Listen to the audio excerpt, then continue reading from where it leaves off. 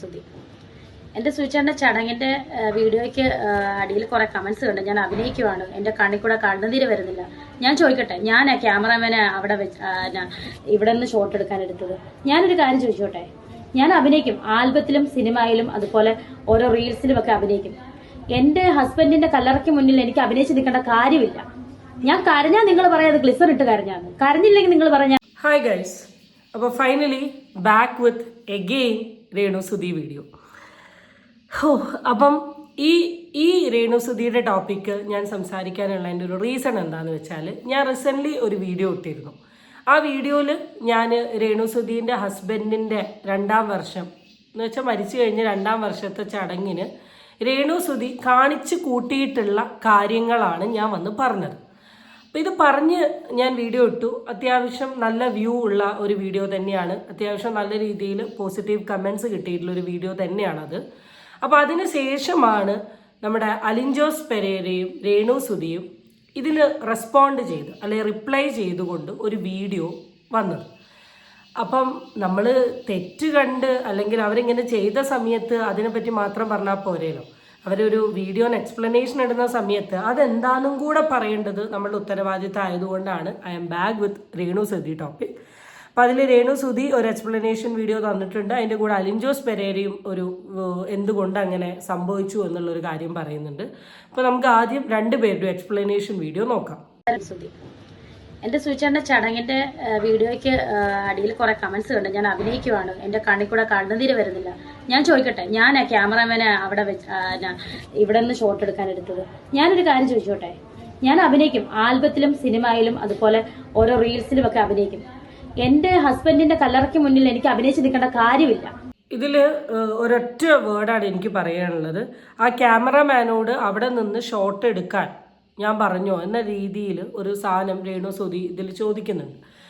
First of all, ആ video react ചെയ്ത സമയത്ത് ഞാൻ എൻ്റെ ആ വീഡിയോൻ്റെ സ്റ്റാർട്ടിങ്ങിൽ കാണിച്ചൊരു കാര്യം എന്താണെന്ന് വെച്ചാൽ, രേണു സുധി ഇന്ന പരിപാടിക്ക് വരണം എന്ന് പറഞ്ഞിട്ട് മീഡിയക്കാരെ വിളിക്കുന്നതാണ്. അപ്പോൾ രേണു സുധി ഇൻവൈറ്റ് ചെയ്തതിൻ്റെ പുറത്ത് തന്നെയാണ് ഈ പർട്ടിക്കുലർ ഗ്രൂപ്പ് ഓഫ് ആൾക്കാർ അങ്ങോട്ട് വന്നത്. അത് ക്ലിയർ ആയല്ലോ.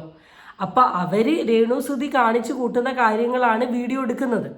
അപ്പോൾ അവരവിടെ വന്ന് നിന്ന് വീഡിയോ എടുത്തതിനെ ഇപ്പം ഇത്രമാത്രം പറയേണ്ട ആവശ്യമൊന്നുമില്ല. പിന്നെ രേണു സുധി പറഞ്ഞതുപോലെ എൻ്റെ ഹസ്ബൻഡിൻ്റെ ഈ ചടങ്ങിന് ഞാൻ അഭിനയിച്ചിട്ടില്ല, എനിക്ക് അഭിനയിക്കേണ്ട ആവശ്യമല്ലോ. രേണു സുധി അഭിനയിച്ചു എന്നൊരു ഒപ്പീനിയൻ ഞാൻ പറഞ്ഞിട്ടില്ല. ഞാൻ ഉദ്ദേശിച്ചത്, നിങ്ങളുടെ പേഴ്സണൽ പരിപാടിയിൽ ക്യാമറാമാൻമാരെ ഇൻവൈറ്റ് ചെയ്ത് വിളിക്കേണ്ട ആവശ്യമില്ല.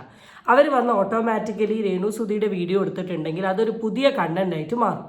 കണ്ടന്റ് ആണെങ്കിൽ ഓട്ടോമാറ്റിക്കലി രേണു സുധിയായിട്ട് റിയാക്ട് ചെയ്യുന്ന ആൾക്കാർ ഈ ടോപ്പിക് എടുക്കും, റിയാക്ട് ചെയ്യും. റിയാക്ട് ചെയ്യുന്ന ഒരു 4 ആളുടെ ഇടയിൽ ഡിസ്കഷൻ ആയിട്ടുണ്ടെങ്കിൽ രേണു സുധിക്ക് ഒരു 3-5 ഇൻ്റർവ്യൂസ് കിട്ടും.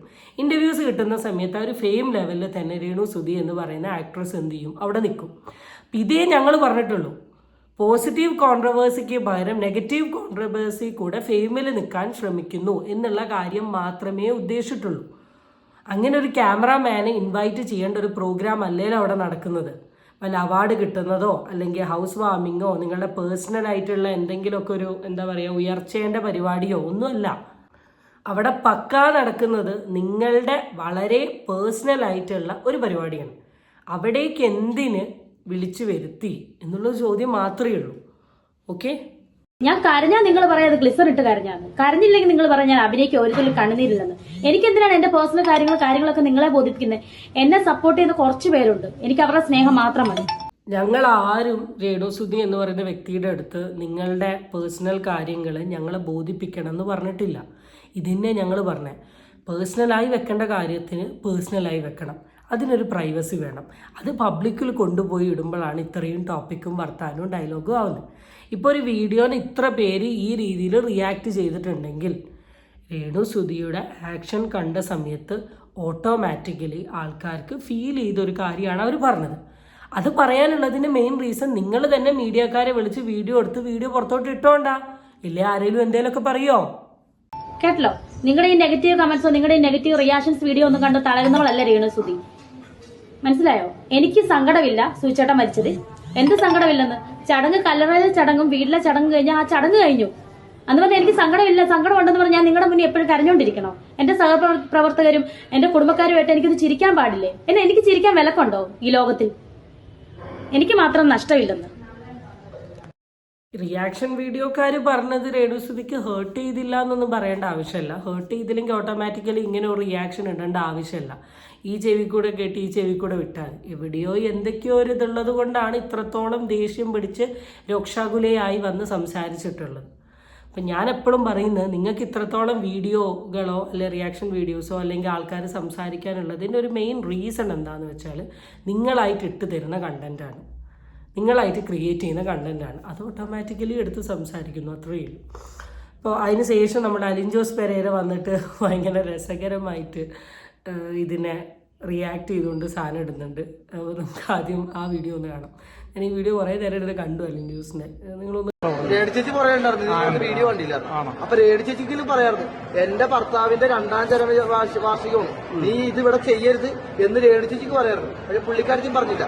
അപ്പൊ ഇവിടെ തെറ്റി പറഞ്ഞിട്ട് കാര്യമില്ലല്ലോ. ശരിയാ, ആരും പറഞ്ഞില്ല. അലിൻ ജോസ് നേരെ വന്നിട്ട് രേണു ചേച്ചീനെയാണ് പറയുന്നത്. രേണു ചേച്ചിക്ക് പറയായിരുന്നല്ലോ എൻ്റെ ഭർത്താവിൻ്റെ 2ാം ചരമവാർഷികമാണ്, ഇവിടെ കിടന്ന് ഡാൻസ് കളിക്കരുത് എന്നുള്ളത്. അലിൻ ജോസ് ഡാൻസ് കളിക്കുന്ന സമയത്ത് നേരെ ബാക്കിൽ നിന്നിട്ട് രേണു സുധി എന്ന് പറയുന്ന ആക്ട്രസ് ഇങ്ങനെ കൈ കൊട്ടി അതിൻ്റെ കൂടെ എൻജോയ് ചെയ്യുന്നുണ്ട്. നിങ്ങൾക്കൊരു കോമൺ സെൻസ് വേണ്ടേ? രേണു സുധീൻ്റെ വീട്ടിൽ പോയിട്ട് ഈ പരിപാടി അല്ലെ ഈ ടൈമിലൂടെ കിടന്ന് ഡാൻസ് കളിക്കുക എന്ന് പറയുന്ന എല്ലാത്തിനും രേണു സുധീനെ പറയണല്ലേ?